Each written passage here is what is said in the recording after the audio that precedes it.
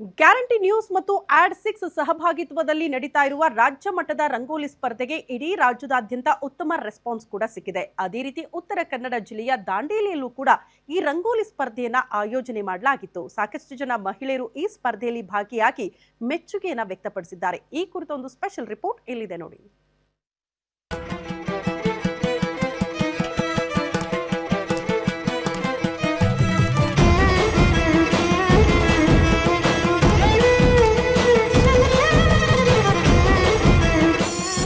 ಮಾಧ್ಯಮ ಲೋಕದಲ್ಲಿ ಸುದ್ದಿ ವಿಚಾರದಲ್ಲಿ ಸದ್ದು ಮಾಡ್ತಿರುವ ಗ್ಯಾರಂಟಿ ನ್ಯೂಸ್ ಇದೀಗ ವಿನೂತನ ಕಾರ್ಯಕ್ರಮದ ಮೂಲಕ ಮನೆ ಮಾತಾಗಿದೆ. ಹೌದು, ಆಡ್6 ಸಂಸ್ಥೆ ಸಹಯೋಗದೊಂದಿಗೆ ಗ್ಯಾರಂಟಿ ನ್ಯೂಸ್ ಉತ್ತರ ಕನ್ನಡ ಜಿಲ್ಲೆಯ ದಾಂಡೇಲಿಯ ಅಂಬೇಡ್ಕರ್ ಭವನದಲ್ಲಿ ರಂಗೋಲಿ ಸ್ಪರ್ಧೆ ಆಯೋಜಿಸಿತ್ತು. ಕಾರ್ಯಕ್ರಮಕ್ಕೆ ಸ್ಥಳೀಯ ಸಂಘಟನೆ ಅಂಬಾರಿ ಟ್ರಸ್ಟ್ ಮಹಿಳಾ ಘಟಕದ ವತಿಯಿಂದ ಚಾಲನೆ ನೀಡಲಾಯಿತು.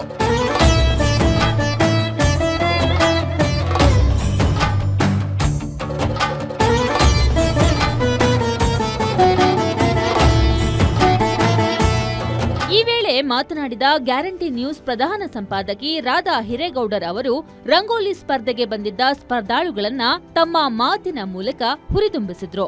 ಈ ಉತ್ತರ ಕನ್ನಡ ಜಿಲ್ಲೆಯಿಂದ ಬಂದಂತಹ ಬೇರೆ ಬೇರೆ ಪ್ರದೇಶಗಳಿಂದ ನಗರಗಳಿಂದ ಬಂದಂತಹ ಬಹಳಷ್ಟು ಜನ ಸ್ಪರ್ಧಿಗಳು ತಾವು ಯಾರ್ಯಾರಿದ್ದೀರಿ ತಮಗೂ ಕೂಡ ನಾನು ಧನ್ಯವಾದಗಳನ್ನ ಅರ್ಪಿಸ್ತೀನಿ. ಯಾಕೆ ಅಂತಂದ್ರೆ ನಮ್ಮ ಗ್ಯಾರಂಟಿ ನ್ಯೂಸ್ ನ ಕಡೆಗೆ ಹೋಗ್ಬಿಟ್ಟು ನಾವು ಬಂದು ಇಲ್ಲಿ ಶ್ರಮ ವಹಿಸಿ ಬಹುಮಾನ ಅಥವಾ ಪ್ರಶಸ್ತಿ ನಾನು ಫಸ್ಟ್ ಬರ್ತೀನ, ಸೆಕೆಂಡ್ ಬರ್ತೀನ, ಥರ್ಡ್ ಬರ್ತೀನ ಅನ್ನುವಂತಹ ಎಲ್ಲ ಜಿಜ್ಞಾಸೆಗಳನ್ನ ಬದಿಗೊತ್ತಿ ನಾನು ಬಂದು ಇಲ್ಲಿ ನನ್ನ ಒಂದು ಕಲೆಯ ಒಂದು ಅನಾವರಣ ಮಾಡಬೇಕು ಅಂತ ದೂರದ ಊರುಗಳಿಂದ ತಾವೆಲ್ಲ ಬಂದಿದ್ದೀರಲ್ಲ, ಅದಕ್ಕೋಸ್ಕರ ನಾನು ತುಂಬಾ ತುಂಬಾ ತುಂಬಾ ನಮ್ಮನ್ನ ಪ್ರಶಂಸಿಸ್ತೀನಿ.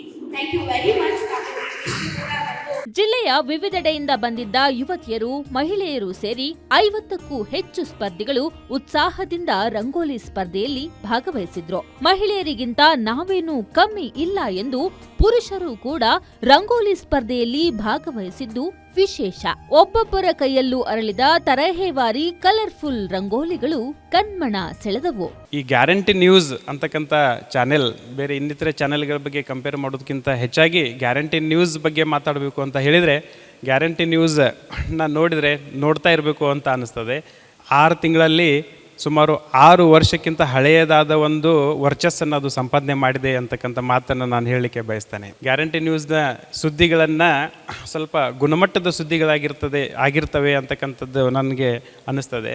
ಗ್ಯಾರಂಟಿ ನ್ಯೂಸ್ ಯಾರು ಪರವಾಗಿದೆ ಮತ್ತು ಯಾರು ವಿರುದ್ಧವಾಗಿದೆ ಅಂತಕ್ಕಂಥದ್ದು ನನಗೆ 6 ತಿಂಗಳಲ್ಲಿ ಇಲ್ಲಿವರೆಗೂ ಕಂಡು ಬಂದಿಲ್ಲ ಅಂತಕ್ಕಂಥದ್ದು ನನ್ನ ಅನಿಸಿಕೆ. ಸೊ ಈ ಒಂದು ನಿಮ್ಮ ಮೌಲ್ಯಗಳನ್ನು ಮುಂದಿನ ದಿನಮಾನಗಳಲ್ಲೂ ಕೂಡ ನೀವು ಕಾಪಾಡಬೇಕು ಅಂತಕ್ಕಂಥದ್ದನ್ನು ನನ್ನ ಇಚ್ಛೆ ಮೇಡಮ್ ಅವರೇ.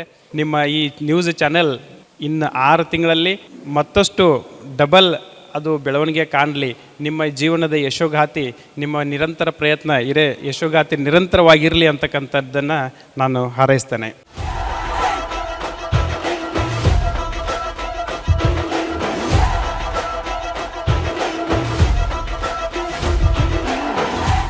ರಂಗೋಲಿ ಸ್ಪರ್ಧೆಯಲ್ಲಿ ಭಾಗವಹಿಸಿದ್ದ ಯುವತಿ ಗ್ಯಾರಂಟಿ ನ್ಯೂಸ್ ಕಾರ್ಯಕ್ರಮದ ಬಗ್ಗೆ ಮೆಚ್ಚುಗೆಯ ಮಾತನಾಡಿದ್ದು ಹೀಗೆ. ಈ ಪ್ರೋಗ್ರಾಮ್ ನೋಡಿ ತುಂಬಾ ಖುಷಿ ಆಗ್ತಾ ಇದೆ. ಬಿಕಾಸ್ ಇಲ್ಲಿ ದಾಂಡೇಲಿಯಲ್ಲಿ ಇಂಥ ಸಣ್ಣ ಪುಟ್ಟ ಪ್ರೋಗ್ರಾಮ್ಗಳು ಯಾರು ಮಾಡೋದಿಲ್ಲ.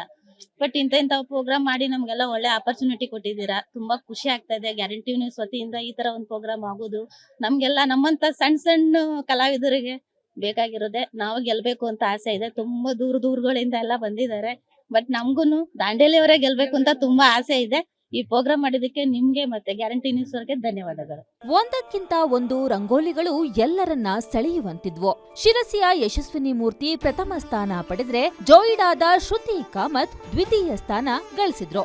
ಇನ್ನು ಕುಗ್ರಾಮವಾದ ಹೊಸೋಡಾದ 8ನೇ ತರಗತಿಯ ಬಾಲಕಿ ಸಾನಿಕಾ ಜಡಿ ತೃತೀಯ ಸ್ಥಾನ ಗಳಿಸಿದ್ದು ವಿಶೇಷವಾಗಿತ್ತು.